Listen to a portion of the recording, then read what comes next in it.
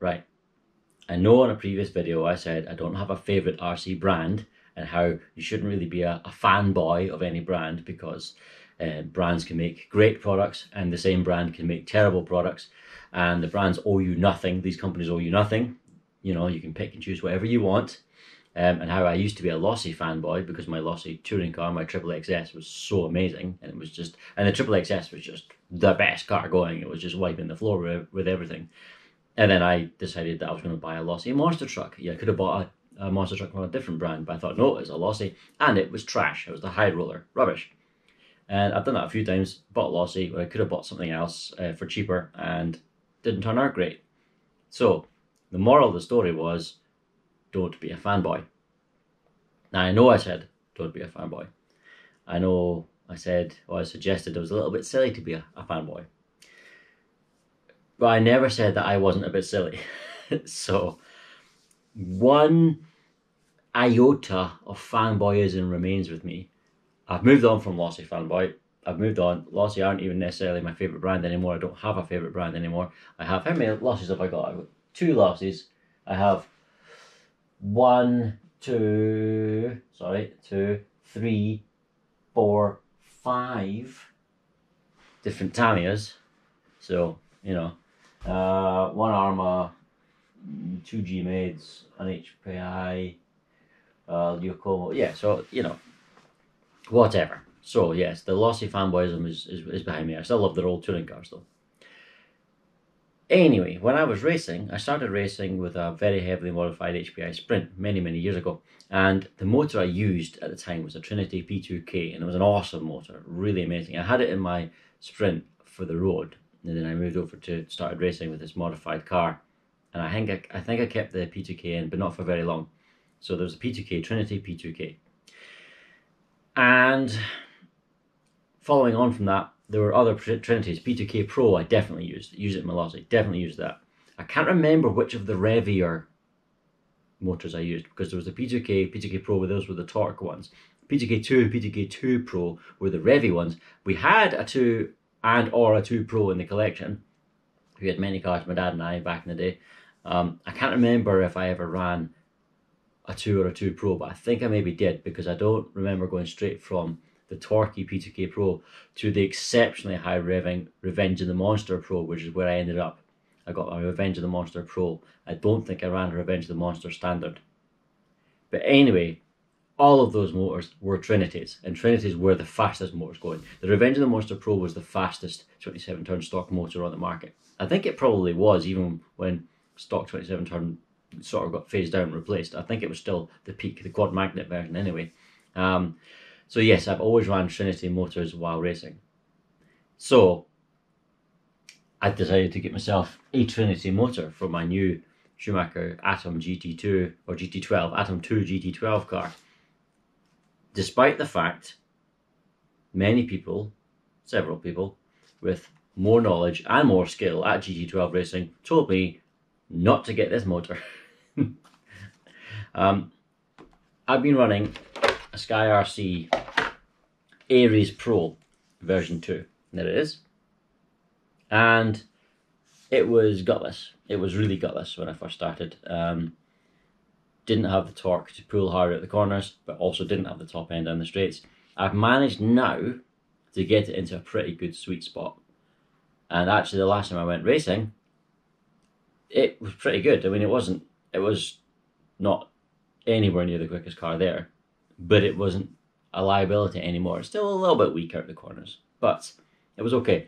I managed to get it in a relatively good sweet spot. It's running 46 degrees of timing. It's running a 26 tooth pinion with a standard 64 tooth spur, and it's okay. It's okay. I was advised to go for the Hobbywing G3R motor, which is much faster than this. This is a maximum kV of 3050. The Hobbywing has a maximum kV of 3600. On top of that, it's a lot torqueier than this, and it's lighter. So it ticks all the boxes. It punches harder at the corners, and it's got more top end. And it's lighter. And that's the one I got recommended. But the thing is, everybody's got one. Everybody's got one. And that's boring. I don't like just copying what everybody does. I mean, yes, most people have got an Atom 2. I've got an Atom 2. But the Atom 2 is basically the dominant car. So, yeah, whatever.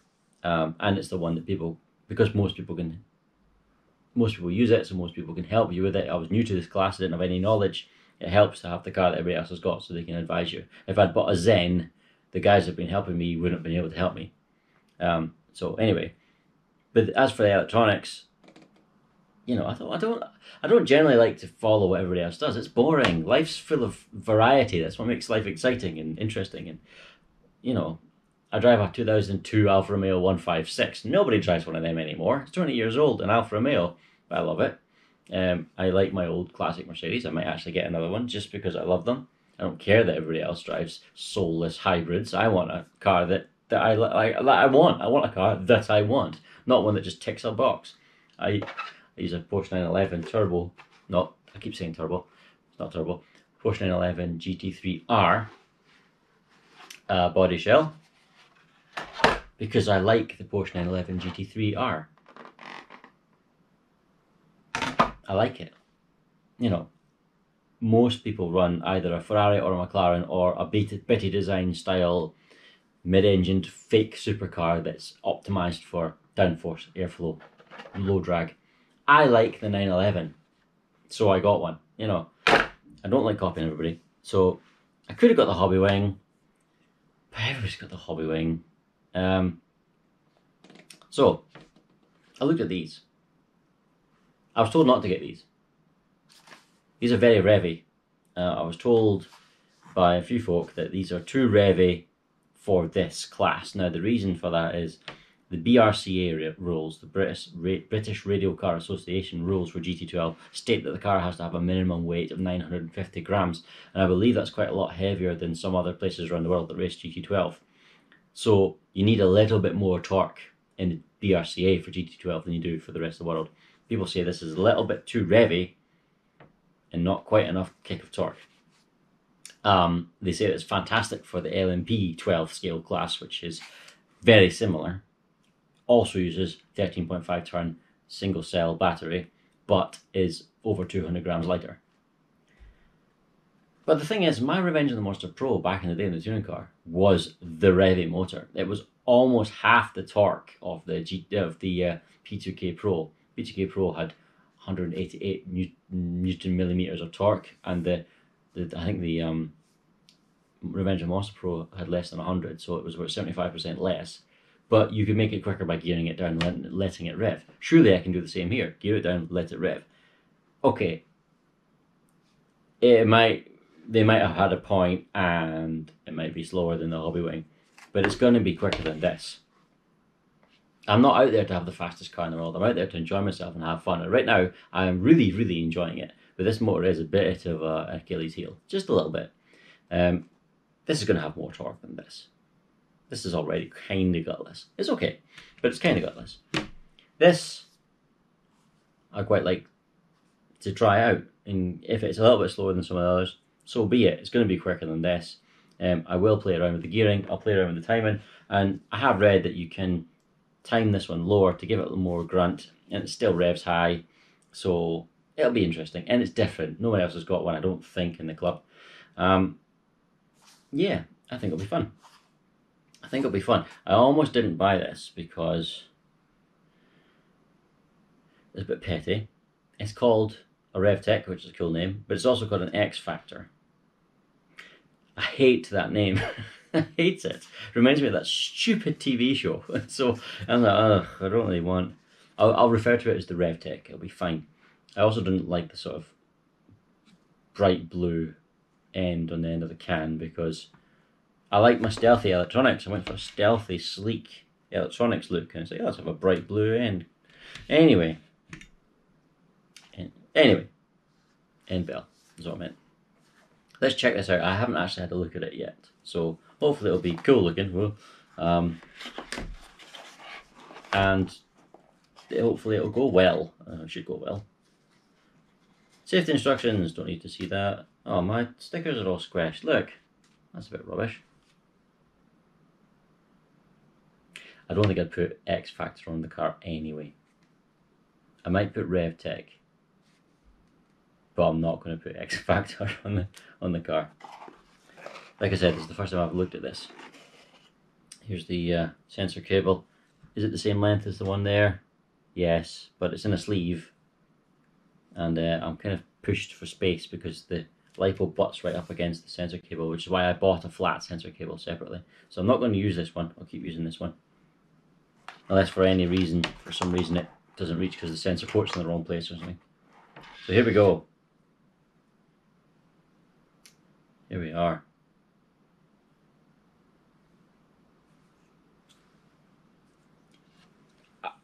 It looks like what has happened here is Trinity has sold me a commutator. Oh wow. Sorry, an armature. That's really strong magnets for a brushless motor. Holy crap. Yeah, it looks like they sold me an armature and just went, right, we just need something to hold the armature in place, so we'll just put a thin cage around it. I mean, look at that. It's completely exposed. All the magnets are completely exposed.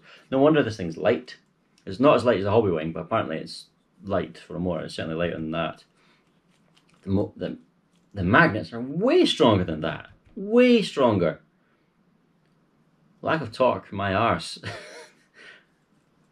Yeah, that's miles ahead of that in terms of torque. Not the best looking motor in the world. I don't like the bright blue end bell.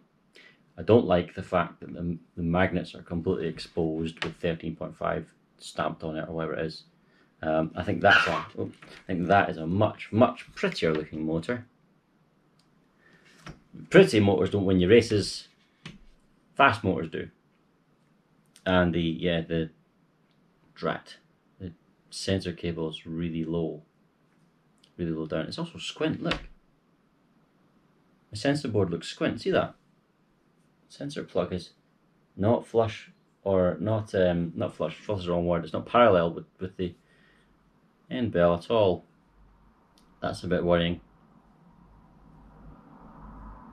Anyway, there we are. What I need to do, I'm definitely going to try it. I hope that reaches. I might actually need to order a longer sensor cable.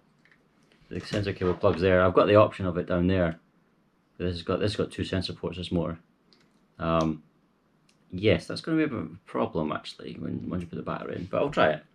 If I need a longer one, I'll buy a longer one. That's worrying. Hopefully, I did see some reports of Trinity having a bit hit and miss with the quality control, so hopefully it'll be fine. Really do hope it's going to be fine. But yeah, it feels like it's going to have loads of torque. The magnets are brutal. I don't see anything else. It'd be nice to have some less baby blue stickers, frankly. I mean, I might not even use the word Revtech because it's baby blue, but no baby blue in this car. I do have some nice old Trinity stickers I was given by somebody. So this doesn't say Trinity. They don't really use the Trinity branding so much anymore, but it is a Trinity.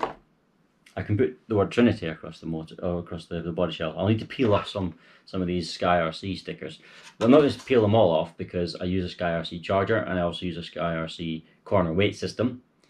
But like that one there, for example, and this one, if I can peel it off without peeling the paint off, that is, because it's painted on that side.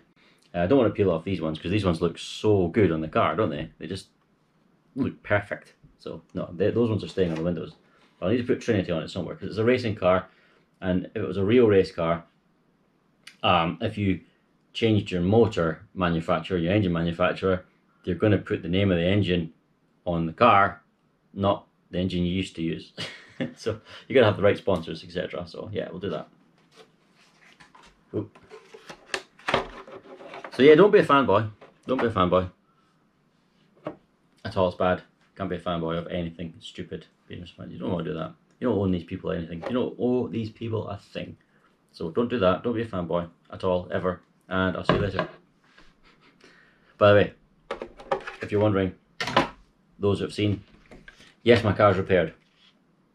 In case you didn't know, I thought the chassis was twisted, had a big crash. The pod was sitting all ski-whiff, high at one side. It wouldn't sit. The car wasn't handling at all. It was all over the place.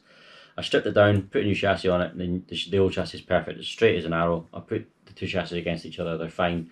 But in the process of rebuilding the car, everything's aligned again. So obviously the pod was just tweaked and needed loosened off and rebuilt, and then it's fine. So that's all it is. Anyway, thank you for watching. Take care of yourselves. I'm not doing very well today, am I? Need more coffee. Take care of yourselves. And I'll get back to you on how this performs. Unless it's broken, because that is Ruby Squint. Drat. See ya.